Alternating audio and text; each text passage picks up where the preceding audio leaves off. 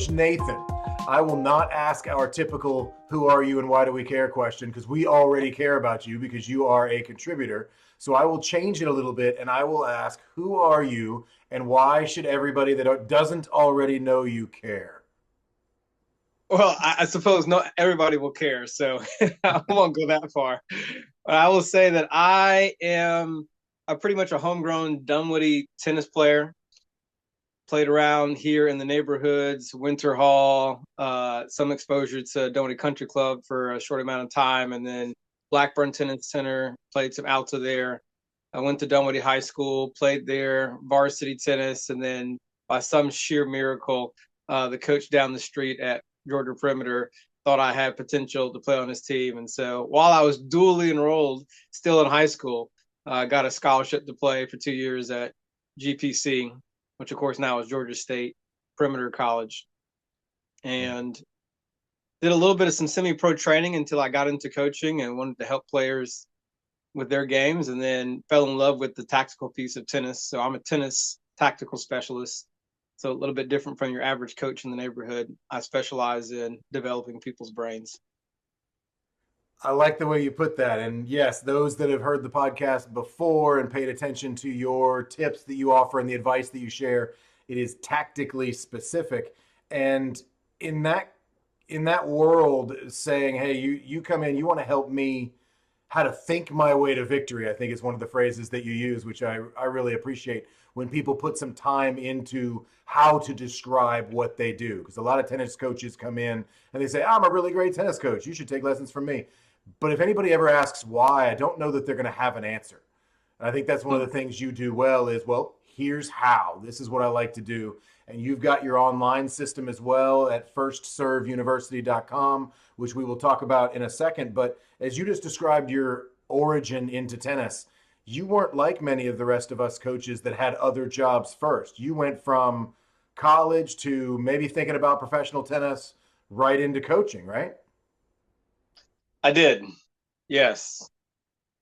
And, And is and that my background probably is like similar background of tennis players. Is I watched it on TV first, and then was outside of my house one day after watching Roger Federer play at Wimbledon, and found this old racket in one of our broken down vans. It was like we had one, those ones that you get from like Goodwill, Oh, that yeah. have like no grip on, and they like massive 110-inch head, and grabbed it and picked up a dead tennis ball and started hitting against the wall. And my mom was like, "You're gonna loosen the mortar on the house and bring it down, so we're gonna get you some lessons."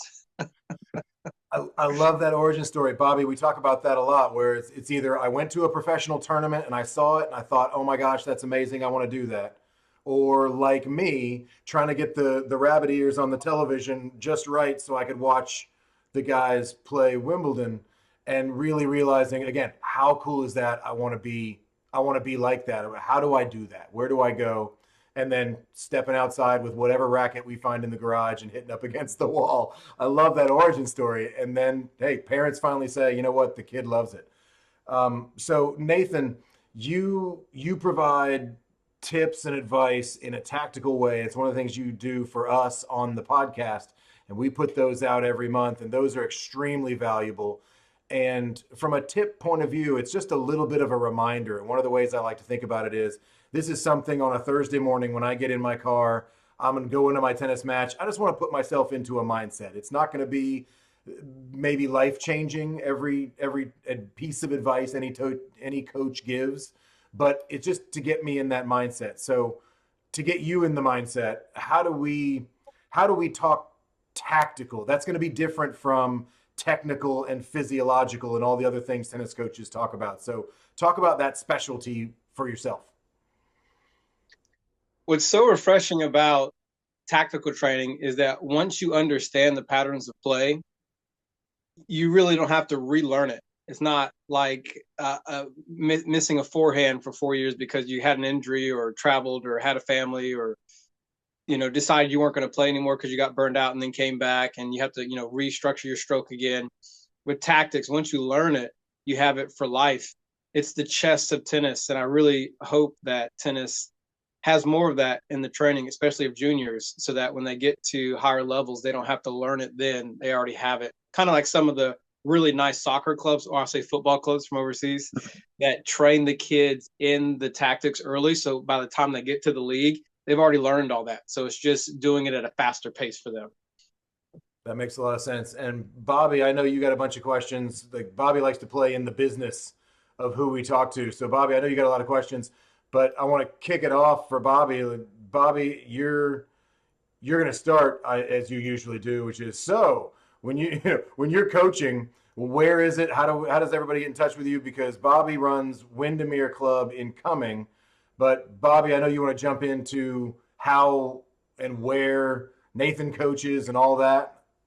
Well, I want to open up Pandora's. I want to see if we're thinking on the same lines.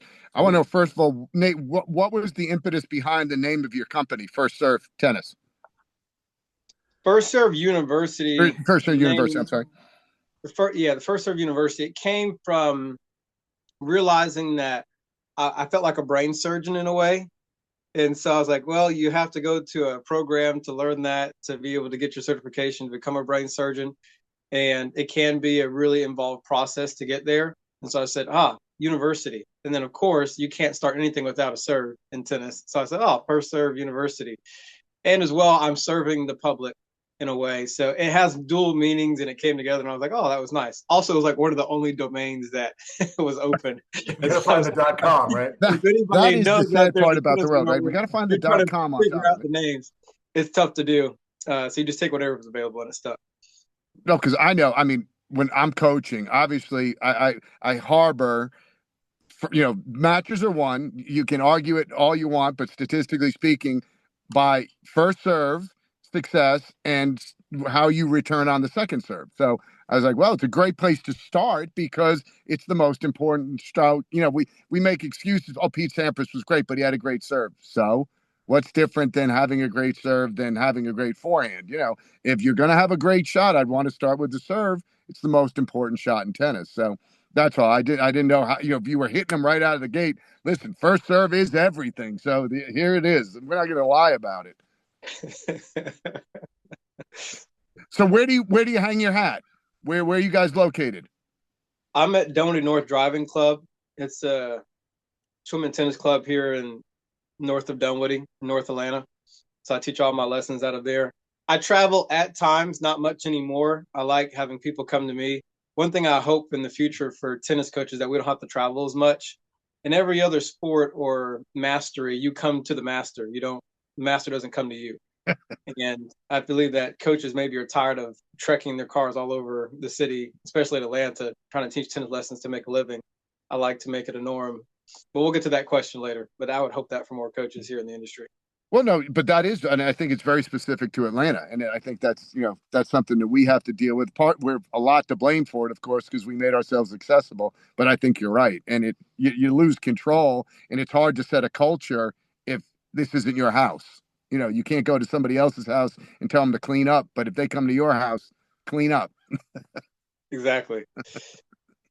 So absolutely. And how long you been doing it? Because you're still. I mean, we met. God Almighty, how long has it been already since we met?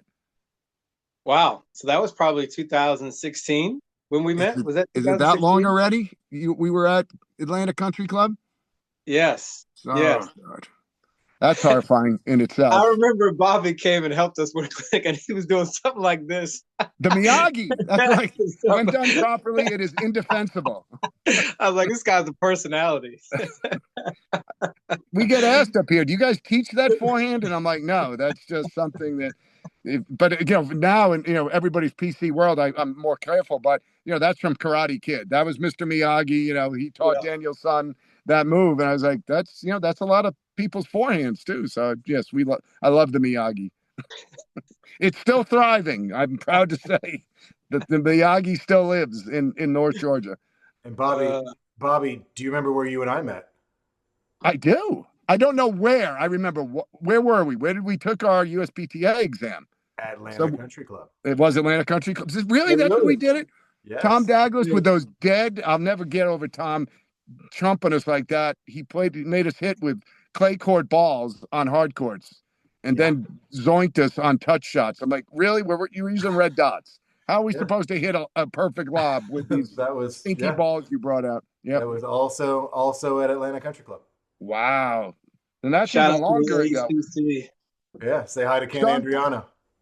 Shaun just tests my memory to see how old. Like your origin story, same exact origin story, except my idol was Jimmy Connors, just 30 some odd years before. That's all, but same idea. Roger was not born yet, so that's good for Roger.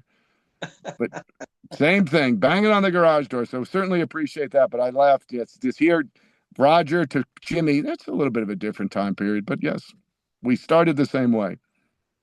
Yeah, Hmm. and I like those origin stories because I think that's how we also can encourage the kids. And we're all interested in bringing in new tennis players, and bringing in an adult is one thing as a new player. But if we, hook them young, if you can get the kids interested, and it really is one of those things where the kids learn a lot from watching tennis on television.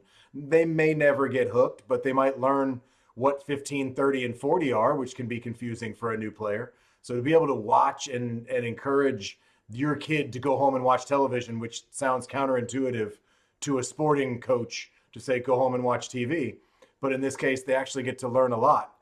And also sending them to a computer. So in this case, I want to ask, is your First Serve University, is it targeted adults, juniors? Is it for everybody? Talk us through First Serve University. I would say it's for whatever tennis fanatic, which there's some of us out there, that really wants to find ways to break through to the next level. So all of us have had that in our careers as players is we feel like we've hit a plateau. We've polished the forehand, we've polished the backhand. Hopefully we've got our serve down, like Bobby said. Sometimes that's for the last 10 minutes of the training. And then we've played a lot of tournaments. So we have that, match play under our belt, and we just feel like we can't break through. We keep getting beat by the same players. We don't know why. I would be that person that comes in and says, have you considered how to structure your points in a certain way to give you a chance to beat these players? Because a lot of it is just learning how to play certain players. They frustrate us, they get us under our skin, we don't know how to deal with it. And this is for anybody that wants to learn that. So that could be a 11-year-old junior that's looking to break through and get a ranking. I even worked with a gentleman, he was in his 60s when I met him, and he travels around the country, still plays national tournaments. So shout out to Chuck Kaplan. Hopefully he doesn't mind me dropping his name on the recording here. But he came. I met him on a hitting app actually, and he was like, "No, you're too good. Would you coach me?" And so we started together. And he's in his 60s now, almost in his 70s, and he still trains and plays national tournaments. And he said the program that you gave me still works today. And I had to lose for 2 years straight, but now I'm beating everybody. So Well, good for you him can that do he it for stuck it anybody. out, because in our instant gratification society, a lot of people don't realize we got to take a step back sometimes to take those couple of steps forward that we're looking for. It's all about the slow burn. We need to teach that more, especially with juniors. Is we make it into a forest fire for kids. We see a little bit of potential, and then we pack their schedule with tennis, and so that's why we have so many players we probably never got to see. Probably some of the best tennis players that ever touched the sports, we will never get to witness on live television, just because they were burnt out. It was too much tennis, too fast, and by the time they get to their teenage years, they're gone. They're like, I never want Yeah. to do this again. And then we get to play them like an Alta or something. And they're like, where did you play? Oh, I played a little junior tennis. But we're phenomenal players on the court. So it's all about the slow burn. And you're right, the statistics bear out. I mean, it's absurd the percentage of Division I college tennis players that once they are done, never pick up a tennis racket again. And to be Division I, you obviously had to dedicate a good deal of your childhood to that endeavor, and to never do it again, it is sad. It's that it was so much pressure, and there wasn't. And that's why I'm with you. I'm a big tactical guy, because that's the creative part to me. The ground strokes allow you. It's like and I'm not a musician, I'm not an artist, but you learn how to do it a certain way. Then that's when your artistry takes in. And I feel the same way about tennis. Yes, you have to get some basics of fundamentals, but then that allows you to expand the court and see. And also, tactically, if you hit the ball in the right place, the ball tends to come back to a certain area more often. So you'd find that tactically might help you with your ground strokes, because you might find yourself hitting a forehand, for instance, more often than a backhand, just because of your tactics. So I love and I love the analogy of chess, because I use it all the time. How many you play chess? How often do you win with a pawn? The pawn can set it up, but your kill shots are your rook and your queen. And understand your rook's got limitations. So, if you're really going for everything, you want the queen. So I love it. So where do you, when you get somebody, how do you get them to drink the Kool-Aid? How do you start to sit there and say, okay, hitting the ball 100,000 miles an hour is wonderful, but you know what? How about this? Where do you start with them? Well, you have to start with what they love to do the most. So is it that they are enjoy being a golden retriever, or they just love running back and forth like a Gail Monfils, who's still playing so well Yeah. into his 30s? He's 38 and he's built different. He wins basically on a war of attrition. He gets to every ball, he uses his speed. And then every once in a while, I really hope that's my dark horse in Australian Open is hope to see Gail go all the way. Yeah. Is if he can learn how to get on the front foot when he has the opportunities and go for it. His forehand is just as big as anybody else's, serve as well. Yep. So if he could stop playing in the backcourt, fetching the ball, and starts to move forward, I think his coach probably is helping him with that, and he really could be a strong player. So it's just finding what each player is good at. Are they an artist? Do they have great touch? You can use that. Federer was one of those players, great touch. Bublik is the same way, has a great touch and feel. And then once you find that, then you start to put a tactical plan for them together so they can hit those as often as they can. But Monfils just became the oldest ATP Tour winner with that win last week, right? So and isn't that great that he, like you said, and I used to scream at Chang about this, being 5'9", the idea of and he wasn't even 5'9", but a grinder. And I'd be like, yeah, but if you imagine, like you said, as good as you are on defense, if you hit 5 more balls off that front foot during the match, would that make a difference? I always used Agassi. Agassi was certainly not what you'd call a classic volleyer, but he always had one of the highest win percentage rates at the net because his darn approach shots were so good. To get people to tennis matches inherently are so close, especially, as far as the total number of points. You're fighting over, the analytics say 10% of the points are going to be is what difference. So if somebody obviously wins 50.1, they're probably winning the match. And that's scary about tennis because you can also lose more points. But there's sometimes, to convince them, there's a method to this madness. And I'm always afraid when you got to deal with the mind. So you must have a great deal of patience to do what you do. Well, you really can excite players when you tell them that you can help them break down somebody mentally. And there's no more gratifying feeling for me than to be able to predict what you're going to do. Yeah. It's like the dad that fights like the 5-year-old son, and he's like punching, and like the dad's like blocking it like this because he knows what's going to happen. Like there's something that just refreshes your soul to be able to do that. And not many players know how to do it. They don't. And specifically what you were talking about earlier, Bobby, is those points that really win matches, approach shots like Agassi. It's all about doing it at the right time. You probably heard the story about Agassi figured out what Becker used to do with his tongue. Yes, the tell. And so he had to hide that he knew until the break points. And that's when he used his information to be able to capitalize. And that's what separates good players from fantastic players, is knowing when to do what you want to do to win. So many people burn out early in the game, and then they lose because they lose on the key points, which are the 30, 40s and 30, 15. So it's teaching them how to break down a match that way as well. I love it. I'm a big, again, you guys are, both of you don't remember, but when Ivan Lendl was coming out, he had the crushing forehand, and everybody was afraid to play his forehand. And for 2 consecutive years at the U.S. Open, Connors beat him because Connors attacked his forehand. Now, granted, Connors was lefty. His best shot was his two-handed backhand, so they were going really mano a mano. But mentally, he broke Lendl's best shot, and Lendl didn't have a reply yet. He was too young. He hadn't gone on the journey. And Connors was able to beat him by doing I'll take it an even step further. That's how Muhammad Ali beat George Foreman. He took George Foreman's best punch and said, I'm still here. And George Foreman had never seen that before. And Muhammad Ali, who everybody was like old, going to lose in 3 rounds, he ended up knocking out George Foreman because he just got in his head. And, the head is the biggest muscle. So if you can break that, you're in good shape. And Djokovic did the same to Nadal. People were scared of his forehand too. Yeah. People just feared it. So they were trying to go to his backhand all the time. What they didn't realize, they were giving him a lot of good practice. Hitting his backhand. And they probably forgot that he's a righty by nature. He's righty, so his backhand is already pretty strong. But when Djokovic figured out, I'll just go into his forehand with my powerful backhand, and then open it up to his backhand. That's when he started to crush Nadal. Then other people figured it out and were able to beat him too. I'd like to be Roger. I'd love to talk to Roger and say, wouldn't you have been just curious if you unleashed that backhand 3 years earlier, where he finally said, I'm going to go, I'm not winning by slicing. So I'm going to, like you said, it got better in those last 2 years at the Australian when he won. It was like, holy cow. You imagine if he was doing this the entire time. He's winning, late in his career with essentially a new shot. And that is wonderful. Like you said about Monfils, too, still playing after all those years, still finding joy and still trying to get better. And I don't think that ever ends. And I try to tell because I wasn't traditional, I only played tennis. I played every sport. And it was always if he ever catches up. And that's why I'm still excited about I love to hit the ball. In my advanced years, still hitting the ball, and I still want to get better. Now, I didn't have the same background. I played other sports, but it's still interesting to me. And by far the most interesting sport to me. I don't play any of the other sports I used to. If I play something, I'll go shoot hoops, but that's it. That's the only other thing that I will still do.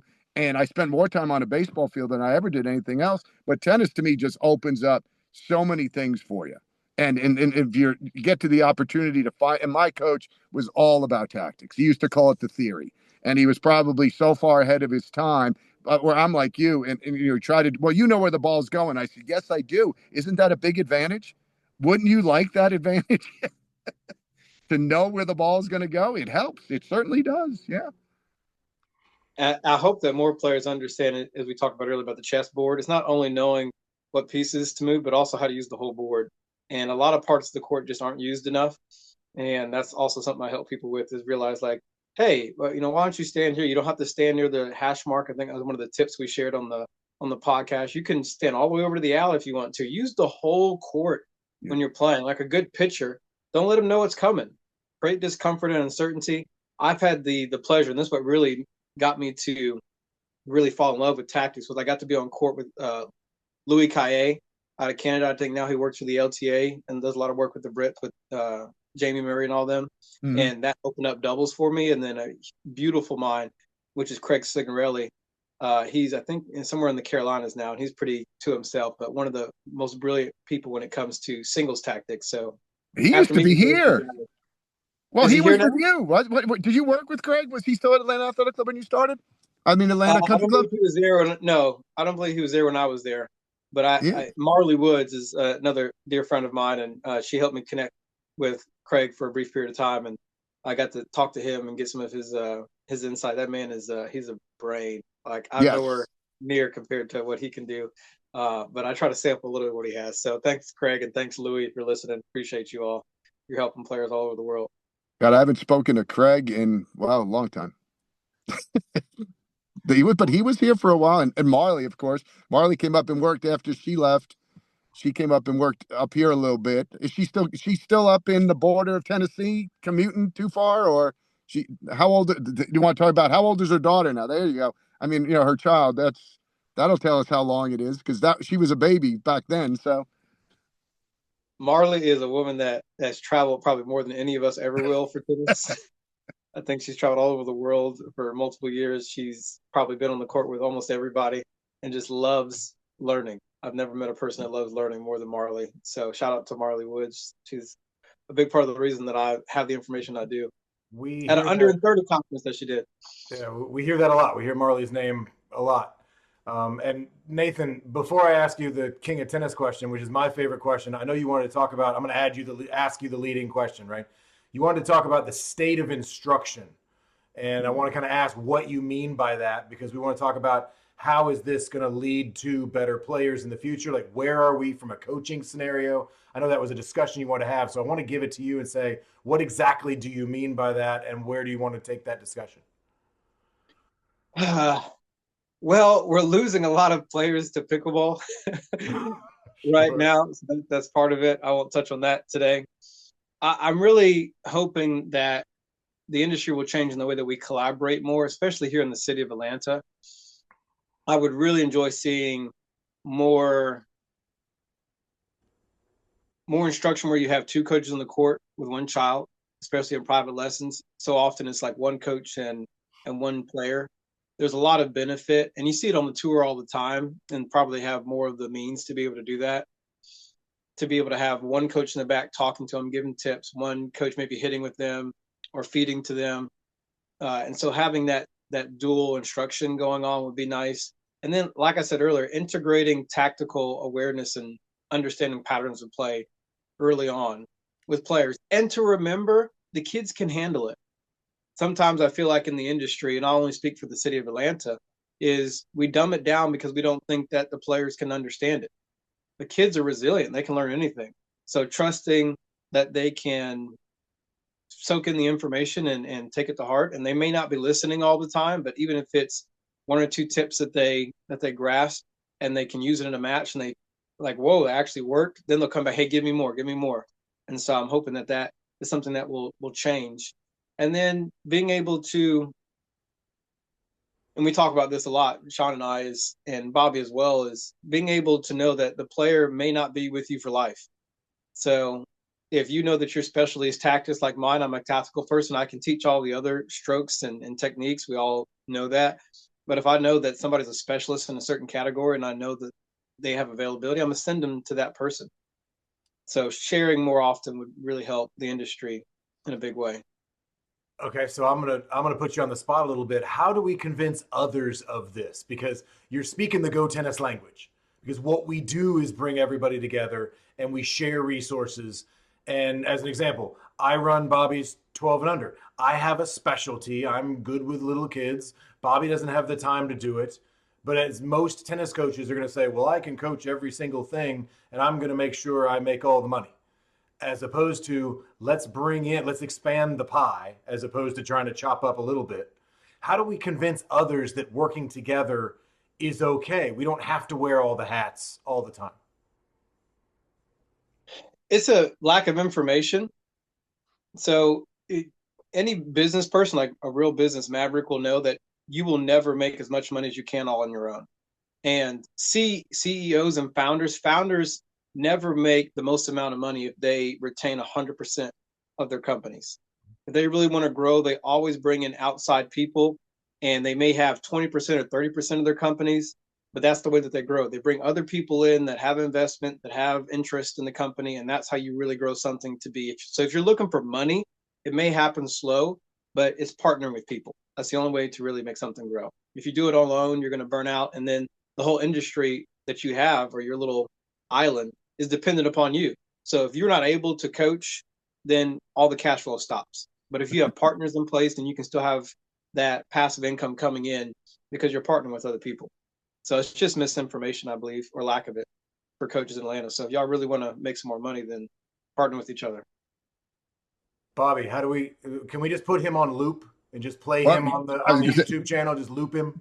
you get an amen out of me for that. And Exactly.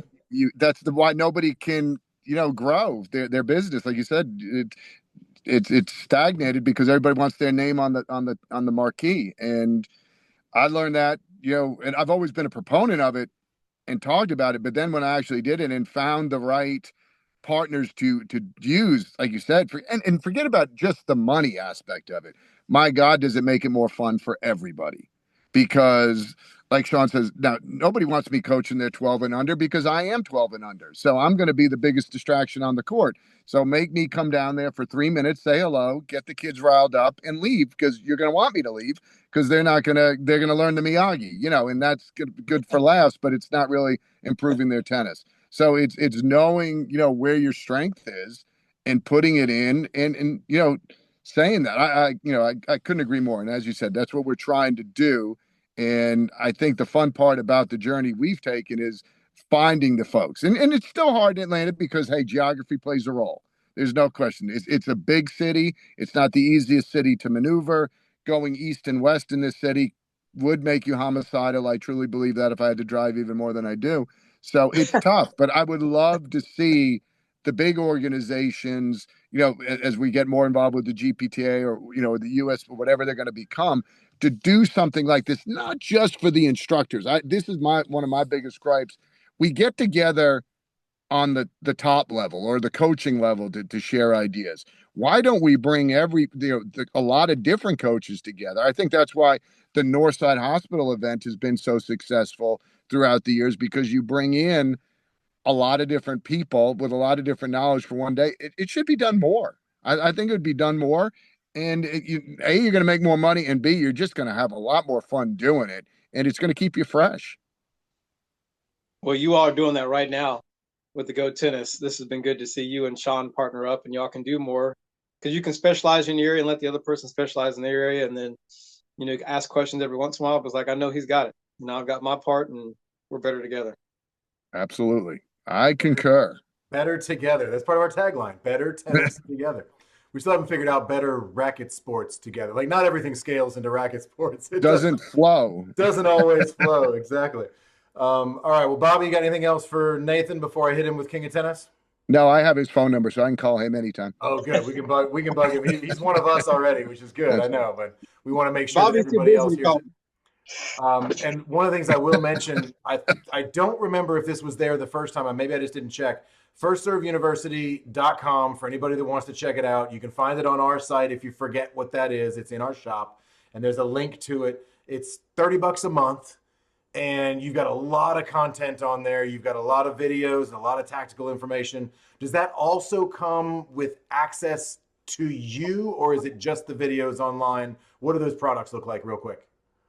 It can, and we're going to do some big promos starting soon, so you might see a little bit of a drop in that rate online for how much it costs a month. Ooh, discounts. Now we're talking. Yeah, so we want to make it accessible to more people. We've seen a lot of progress and a lot of good feedback from the information, so we want to open it up to more people in Atlanta.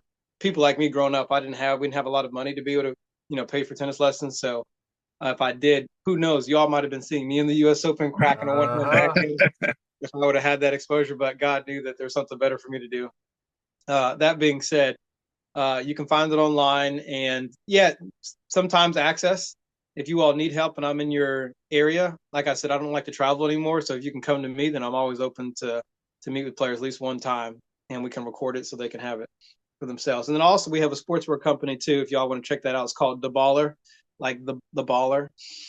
Okay. So if you want to see that, there's also sportswear line that we got if y'all want to get some of that merch. Yeah, and we saw DeBala. I like that. And we saw that online. Is that you? You say we have a sportswear company. Is that your company? Is it a partner? Family business. Family business. Nice. Okay. Okay. Yeah. So support local. We'll make sure. There we go. Support the Nathan family, which he's part of the GoTennis family. So therefore, you should also support. Aside from the self-serving comments. All right, so Nathan, I appreciate your time, and we want to ask, obviously, our favorite question, which of course you know is coming, which is the King of Tennis question. And if you were King of Tennis, is there anything you would do or change? Ooh. Anywhere in the world or just Atlanta, you can scale. Is there anything you would do or change if you were King of Tennis? If I ruled the kingdom, I would say there'd be more sharing of facilities for coaches. So there's a lot of coaches that could do more good if in their downtimes they would allow some of the maybe independent contractors be on their courts. So like public parks that usually are owned by academies, having them come in and being able to use their courts would be really good. And then I would have more coaches mixers, that people come together and meet other coaches in the area to do exactly what we talked about, network and see who specializes in what. Of course, tactical training. And then I would raise the higher minimum rate. I don't think there is a one for coaches at facilities and clubs. I would say that you have to pay coaches at least this amount. There's so much turnover here in the industry. It seems like every 2 years your coach is leaving because they're not getting paid enough, or the facility or club is not doing right by the coaches. Sometimes you got bad coaches, they need to be let go, but there's a lot of good ones out there that should be paid their weight in gold, and everyone benefits from having tenure in their coaches and not having somebody new every time coaching them on the court. I like that. So raising the pay now, does that also raise, and I'm going to pick in a little bit if you don't mind, because I always take these King of Tennis questions and then I try to figure out how to actually accomplish it. Like, okay, this is all pie in the sky stuff, but one of my jobs is, how do I make it happen? Raising pay, does that also raise costs? So most tennis coaches think hourly. We think if I'm paying my coach $80 for the hour, that's the hour and that's what it costs the player. If I'm working at a club, the club usually takes a little bit of that. So maybe I'm paying the club 80 and the coach gets paid 60 and the club takes 20. If we raise what that coach makes, are we talking about the club making less? Are we talking about raising costs on the player? Have you figured out how you might do any of this, or is this just snap your fingers and somehow it's magic? Which is okay too. Like Sure, sure, sure. sometimes there's not an answer. There is an answer to every question. Here's an interesting concept, and we'll kind of conclude with this. Okay. In certain Asian companies, if the company's not doing well, let's say they see a drop in stock, a drop in performance, a drop in whatever it is, they don't fire the employees. They fire the CEO because they say that it all starts with leadership. So I believe that if some of these director positions that are paying, upwards of 80, 90,000, maybe six-figure, price tags to be able to direct, a lot of the people in industry, so this would be another thing I would change as king, would be to teach directors how to be stronger bosses and mentors. If you're in a director position, your job should not just be to be kind of a lookout over the city and just kind of like make sure all the pieces are moving. You should be pouring into your pros, teaching them what you know. You got there for a reason, and the industry suffers when we don't have that wisdom passed on. And so I would take a little bit off the director's cut and maybe make them earn a commission to say, hey, if there's a bump in participation, then you get a bump as a director. But there's a lot of people that are getting paid a lot to do not much. And I think that's why the director positions are so coveted right now, is because, you can kind of just sit back in your lazy boy and let the pros on the courts do all the work. Hot take, and I know that probably ruffles some feathers, but it's the truth. I love it. And I'll ask Bobby. So, Bobby, how's your lazy boy treating you? Hey, I work for a living. Well, and a lot of directors do, yeah. And again, unfortunately, we're speaking to somebody who drinks from the same bowl as us. I'm a poor kid. Finances were same reason. I look at how much better I've gotten over the last 30 years. Well, I've played more tennis than I ever did when I was growing up. Tennis was at best a 2-day-a-week sport when I was busy, when I was playing it a lot, because finances played such a big role. So I will never stop.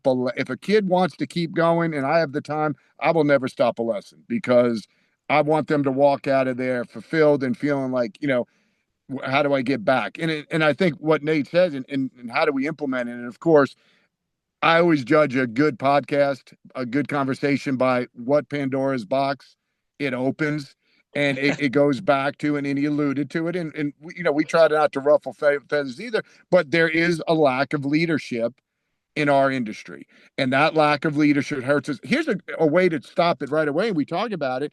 Make a governing body so powerful, or so respected. Let's not even say powerful. Let's say respected, that you call. So when you're hiring that director, you should go to that organization and say, who would be the best fit for what we're trying to accomplish? So we continue to perpetuate a positive message of doing what we're talking about here. Because like you said, I'd rather have 10 people working under me than 2. So I want it to be, and you would think if I got 10, that means a lot of people are playing tennis. So we're covering a lot of bases like that. So how do we get the organizations where, what, if you're not, as we're doing with the GPTA, if you're not a GPTA member, you should not be hired in the Atlanta metro area. That's the way, because now we're going to say that we have value, and that's going to be a way to raise what we do. And like Nathan said, if you don't do it, then you get fired. But, if you're going to aspire to be within this organization, you're going to aspire to try to grow the game, mentor, do all the things you're supposed to do, which should make you the money. Well, there's a ramification if you don't. So, like I said, I love when an answer brings up more questions. So, it's exciting. And Nathan's young enough where he can keep it rolling as I get closer and closer to retirement. And one more quick second hot take would be that there's a lot of phenomenal instructors that should never be directors. Absolutely. I think you should pay those instructors that are very good on court. They love it. They live in the jungle and they love the jungle of teaching. Let them be there and pay them their weight in gold and have them mentor other coaches to be as good as they are. Don't make them directors. Absolutely. A director is a very specific position that requires them to pour into all people and help other people get better.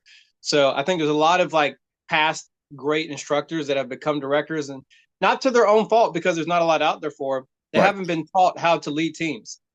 Yes. And so, they're telling, hey, you need to lead better, but they don't know how. So there could be more, maybe in some of those governing bodies, to be able to teach directors how to pour into their people. And also the idea that a great player translates into a great mentor, great coach. The greatest coach in the history of football played lacrosse. Tennis, you say that it's absurd. Like, well, what do you mean he wasn't? His story. I think and somebody can correct me, I would say the only champion that really maintained that culture, and he played, and this is way before y'all's time, but Bill Russell, to me, is, the Boston Celtics went from being the leader of the team where he coached a couple of years, but he even transitioned, I think, and he's a little bit, I was alive, but it was, beyond when I was cognizant. I think he was a player coach the first couple of years, so he was able to continue to set the example. But I agree, the biggest problem in our culture, a great salesman does not make a great sales manager. A great coach does not make a great director. It's a different set. A great player does not necessarily make a great coach. You're right. It's a different skill set, and it's the easy way out. And again, that's where I think the governing bodies, if there was a pathway, we could facilitate it a little bit where people felt comfortable that we're the first phone call. So I would love to see that as a continuation as well from what you're saying, Nathan. So again, that's what I love it, because we just opened up more questions. We've probably opened up, like you said, a Pandora's box. We popped the can of worms, and now people will talk about it. But a discussion needs to be had. You all are doing so great here on. Hopefully, a lot of people come and tap into what you are doing. This is such a great way for people to get good information. So we appreciate your contribution. We appreciate everything you do with us, and we're going to keep it going. Evidently, we're going to have to do this again and follow up. So we're just going to have to do a King of Tennis follow up, and we'll figure that out. But Nathan, I appreciate your time. Bobby, as always, we will do it again soon. And thank you, sir. We'll see you next time. Thanks, Nathan. Thank you. Thanks, Nathan. Great seeing you, brother. See you, Bobby. See you soon, man.